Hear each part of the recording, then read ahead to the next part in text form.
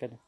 استاد هر یک لحظه خاطرمون در شب توی به عمل می آید و همین لحظه خاطرمون شما در شب تویتان چی بود؟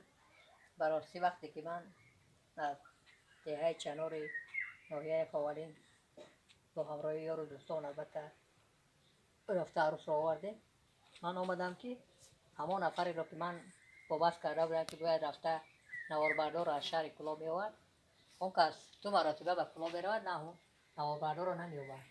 در آن دوره البته تلفن موبیلی کمچین بود، تکنیک کمچین بود.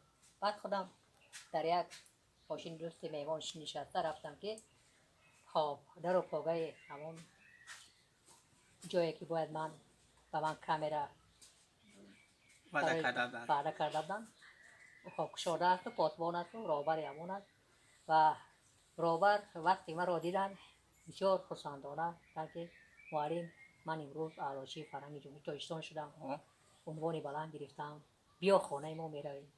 پدر و مادر من مرا انتظار هستند و در خانه پای انداز قالین میپرتایند. قالین هم است و من این شب مهمان من میشه. گفتم ای برادر، من برای همان نواربردار آمدم، در اون دهه مهمان زیاد مرا با مطربان انتظارند که کی بزم سرتراشان آغاز کنند.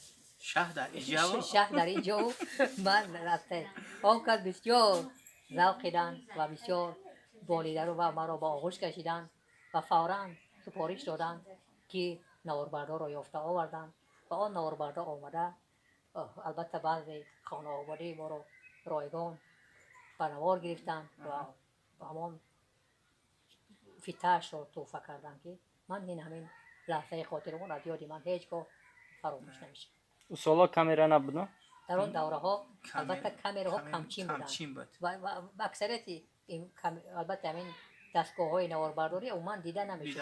یک نفر فقط همون نهادهای اطلاعاتی داشتن. تمام